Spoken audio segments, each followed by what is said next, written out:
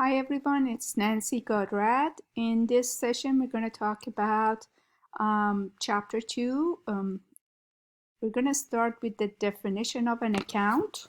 An account is a way to record the increases, decreases, and the balance of each specific asset, liability, and owner's equity components.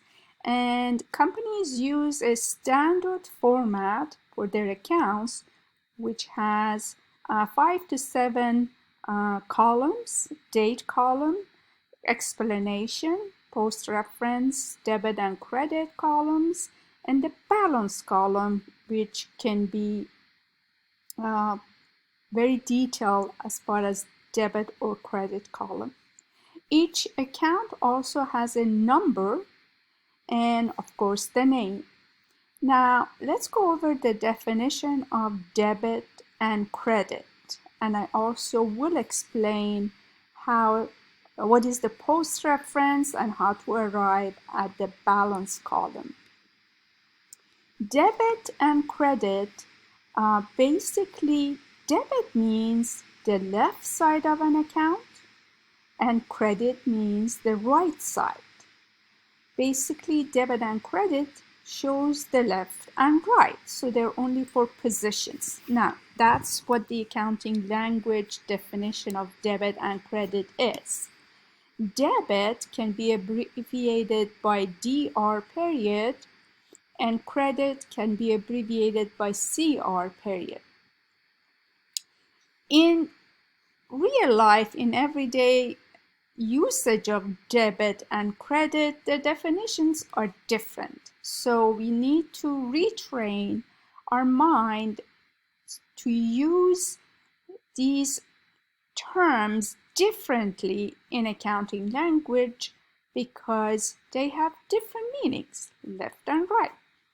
So it doesn't matter which account you use, whether it's an asset, liability, or owner's equity component, the left side is always debit and the right side is always credit. So now the standard format of the account that is used by companies to keep track of increases, decreases, and the balance of each asset, liability, and owner's equity component is basically takes too long to create for teaching purposes. So we're going to use a summarized version of this standard account form, which basically we're going to only concentrate on the debit and credit portion of the standard format account. So if you notice, debit and credit portion will resemble the T in the alphabet, the T letter in the alphabet. So that's why for informal purposes of teaching, we use the T account format. So we draw a T, and on the left side, debit side, we show increases on that account, and on the credit side, we show the decreases. We arrive at a footing, meaning add up all the amounts on the left side, add up all the amounts on the right side, and eventually we arrive at the new balance by comparing the left side total versus right side total, and based on the rules of debit and credit, we know which side is positive, which side is a decrease, and arrive at the balance. So in this case, the left side 5600 is larger from the 900 on the right side. Therefore, by how much is larger? By 4700, and that's the left side is larger, so the balance is written on the left side or debit side of the account. Now, what are the rules of debit and credit? Accountants have created the rules of debit and credit, and we're always going to use this, and you need to get familiar with them and get comfortable with them. So if you look at it, the first rule you're going to learn is basically opposite of what we use in real life. For example, if you think about cash as one of your assets, if you use a debit card in real life, it decreases cash. However, in accounting, the debit side of an account for any asset increases that asset. Therefore, the credit side will do the opposite, decreases the asset. Now, since the expanded accounting equation has the equal sign, anything on this side, such as liabilities, think about it as the mirror side of asset. So, which means the credit side increases the liability, any liability, and the debit side decreases the liability. So whenever the company owes money, we put it on the credit side. Whenever the company pays it off, we put it on the debit side. The capital has the same rules as far as debit and credit as liabilities, same with revenue. Whereas withdrawals and expenses have opposite rule of capital. Why? Because basically withdrawals and revenues decrease the remaining capital for the company. So these are called the rules of debit and credit, and we need to know them when we want to analyze transactions. So let's analyze transactions. So the transactions, the analysis, we're going to put them in 5 steps so you guys get familiar with the analysis and using the T account format. Let's look at the transaction that were discussed in chapter 1, and that was when the owner invested $6,000 cash into the business and also $200 of computer equipment. So what are the items affected? Cash, computer equipment, and now capital, which is an investment by the owner, is called capital. So in this case, cash and computer equipment are assets, whereas the capital is the owner's equity component. Which component? Capital. Now the rules of debit and credit. How do we increase the asset? Because the two assets increased in this situation. We increase assets by the left side entry or debit. Now, how do we increase capital? Because the investment of the owner increased by credit on the right side of the T account. So if we have each account should have its own, each specific asset has to have its own account.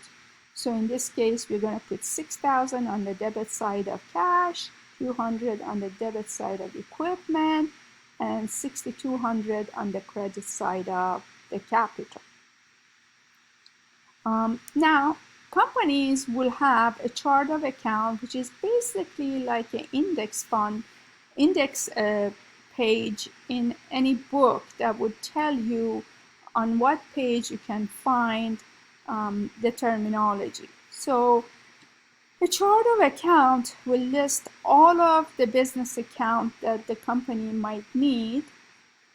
And in this chart of account, we have only shown so far the accounts that the company has used so far. But the chart of account would be very long for businesses because they can use many assets, many liabilities, and many type of expenses. There is an order in a chart of account. Assets always come first, then liabilities, then owner's equity components such as capital withdrawals, and then revenues and expenses. So the first items show up in a balance sheet, such as assets, liabilities, and the ending owner's equity.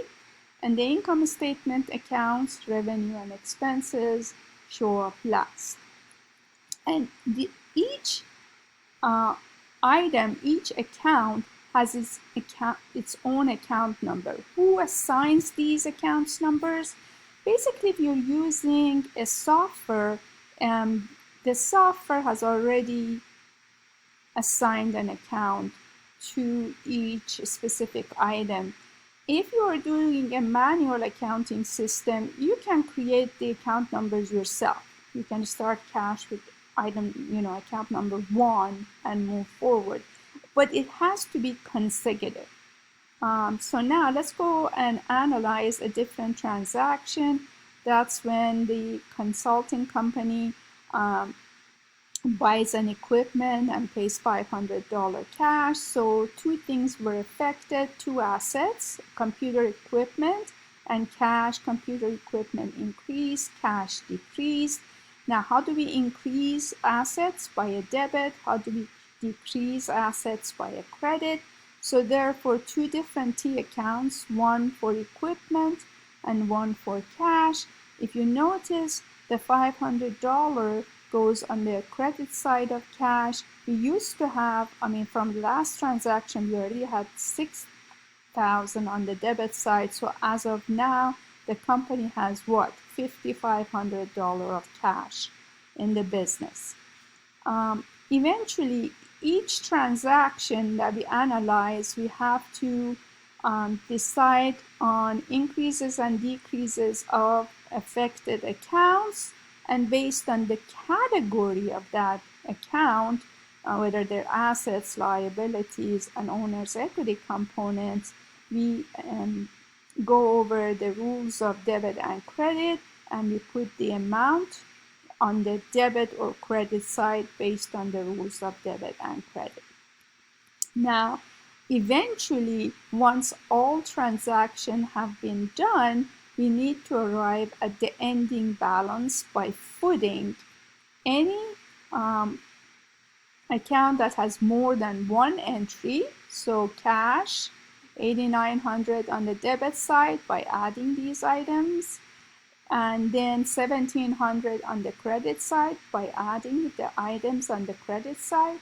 Now, $8,900 is increase, $1,700 is decrease, $8,900 minus $1,700 is the ending balance of $7,200 in cash. Accounts payable has only items on the credit side so far, so we're going to add them together. So it's a $500 balance on the accounts payable.